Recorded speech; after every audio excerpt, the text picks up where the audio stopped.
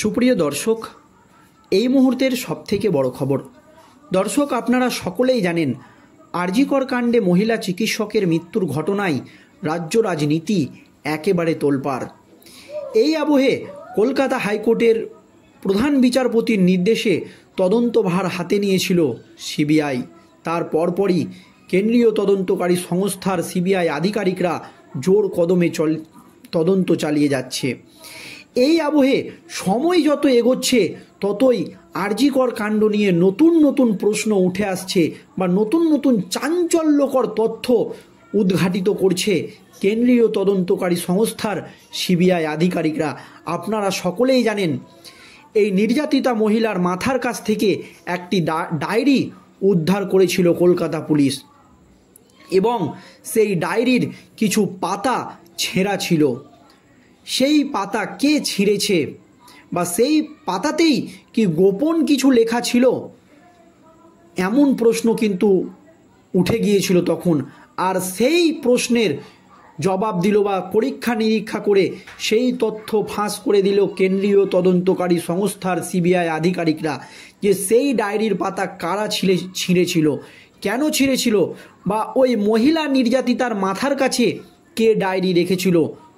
একেবারে চাঞ্চল্যকর তথ্য, যা শুনলে আপনাদের চক্ষু চড়ক গাছ হবে। কেন্দ্রীয় তদন্তকারী সংস্থার সিবিআই আধিকারিকরা মনে করছিল, প্রথম থেকেই তাদের সন্দেহ ছিল ওই ডায়েরি নিয়ে, কারণ নির্যাতিতা চিকিৎসকের ডায়েরি কোথায় থাকবে সেটা কিন্তু আর.জি. কর কাণ্ডে ধৃত মূল অভিযুক্ত সঞ্জয় রায় জানে না, তার কাছের এবং ঘনিষ্ঠ কেউই জানে। এটা কিন্তু প্রথম থেকেই সন্দেহ করেছিল কেন্দ্রীয় তদন্তকারী সংস্থার সিবিআই আধিকারিকরা। আর তাদের সেই সন্দেহই ঠিক হলো। এবার একেবারে আর.জি. কর কাণ্ডের নয়া মোড় এই ডায়েরিকে নিয়ে চাঞ্চল্যকর তথ্য ফাঁস করে দিল কেন্দ্রীয় তদন্তকারী সংস্থার সিবিআই আধিকারিকরা, জানিয়ে রাজ্য রাজনীতিতে নতুন করে শোরগোল পড়ে গেল। দর্শক, প্রথম থেকেই একাধিক বিশেষজ্ঞ থেকে শুরু করে চিকিৎসক সকলেই দাবি করেছিল আর.জি. কর কাণ্ডে এই ধরনের ঘটনা বা এই ধরনের নৃশংস ঘটনা সিভিক ভলেন্টিয়ার সঞ্জয় রায়ের পক্ষে একা কখনোই সম্ভব নয়, এর পেছনে বড় কোনো মাথার হাত রয়েছে।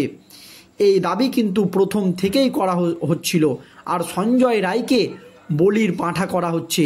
আর এই ডায়েরি নিয়ে তদন্ত করতে গিয়ে সেই দাবিতেই শিলমোহর পড়ল এবং চাঞ্চল্যকর তথ্য এবং নাম প্রকাশিত হলো, জানিয়ে রাজ্য রাজনীতিতে একেবারে নতুন করে শোরগোল পড়ে গিয়েছে। কোন হেভিওয়েট বা কোন বড় মাথা এই কাজ করতে পারে, সিবিআইয়ের সন্দেহই সত্যি হয়ে গেল। কি জানিয়েছে কেন্দ্রীয় তদন্তকারী সংস্থার আধিকারিকরা, কাকে সন্দেহ করছে দেখুন এই ডায়েরি উদ্ধার হওয়ার পর, বা এই ডায়েরিতে কী লেখা রয়েছিল ছেঁড়া পাতায়, সেটাই জানতে পেরেছে সিবিআইয়ের আধিকারিকরা। আর.জি. কর হাসপাতালে চিকিৎসক ও পড়ুয়া খুন ও ধর্ষণের মামলায় মৃতদেহর পাশ থেকে উদ্ধার হয়েছিল ডায়েরির ছেঁড়া পাতা। সেই সূত্রে পরিকল্পিত খুন এবং হাসপাতালে তার একাধিক ঘনিষ্ঠ ব্যক্তির তদন্তকারীদের সূত্রে দাবি, কর্ম বা শিক্ষাক্ষেত্রে অনেকের সঙ্গে সাধারণত পরিচিতির চেয়ে বেশি কথাবার্তা বা বন্ধুত্ব হয়। সেই সূত্রেই ঘনিষ্ঠ বোঝানো হচ্ছে, মানে তার ঘনিষ্ঠ কেউই জড়িত ছিল। তার যে এত অল্প বয়সে এত সাকসেস, তার নিয়ে কিন্তু হিংসে তৈরি হয়েছিল আর.জি. করের মধ্যেই। আর সেই সূত্রেই ঘনিষ্ঠ বোঝানো হচ্ছে, জড়িত থাকার সম্ভাবনা উড়িয়ে দিচ্ছে না সিবিআই তদন্তকারীরা।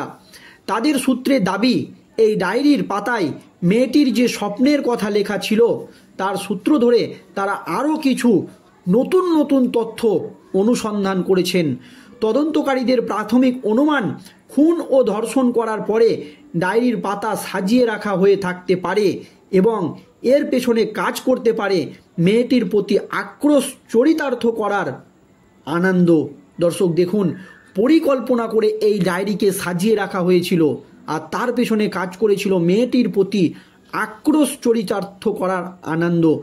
তদন্তকারীদের সূত্রে বলা হয়েছে, মৃতদেহর পাশে ল্যাপটপ, মোবাইল এবং ডায়েরির কয়েকটি ছেঁড়া পাতা রাখা ছিল বলে কলকাতা পুলিশের কাছ থেকে তথ্য পাওয়া গিয়েছে।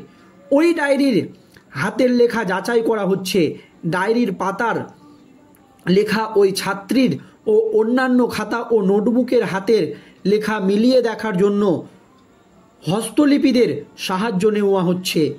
তদন্তকারী অফিসারদের দাবি, ধর্ষণের ক্ষেত্রে প্রতিরোধ স্বাভাবিক, কিন্তু ঘটনাস্থলে ধস্তাধস্তির চিহ্ন পাওয়া যায়নি, বরং মাথার পেছনে ল্যাপটপ, মোবাইল অটুট অবস্থায় ছিল। আপনারা জানেন বা নিজেরাই একটি পরিকল্পনা করতে পারবেন যে একটা জায়গায় একটি মেয়ে বা কেউ যখন মৃত্যু হবে বা তাকে মারার চেষ্টা করবে, ধস্তাধস্তির ফলে ল্যাপটপ বা মোবাইল সব কিছু কিন্তু উলট পালট হয়ে থাকতে পারে।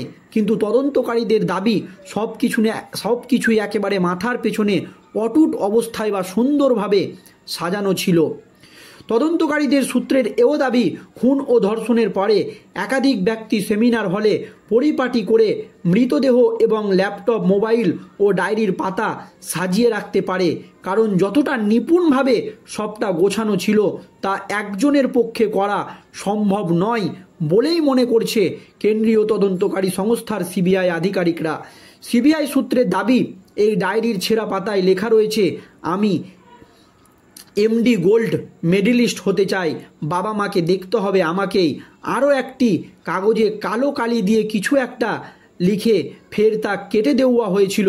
সিবিআইয়ের এক কর্তার কথায়, কোনো ব্যক্তিগত আক্রোশ অথবা প্রতিহিংসার কারণে যদি ধর্ষণ ও খুন করা হয়ে থাকে, তাহলে খুন করার পর ওই তরুণী চিকিৎসকের স্বপ্ন নষ্ট করে দেওয়া হলো বলে পরিতৃপ্তি লাভ করার জন্যই আততায়ী বা আততায়ীরা এমন কাজ করে থাকতে পারে। সেই ভাবনা থেকে তরুণী চিকিৎসকের অতি পরিচিত বা ঘনিষ্ঠ একাধিক ব্যক্তি জড়িত থাকার সম্ভাবনা উড়িয়ে দিচ্ছে না তদন্তকারীরা।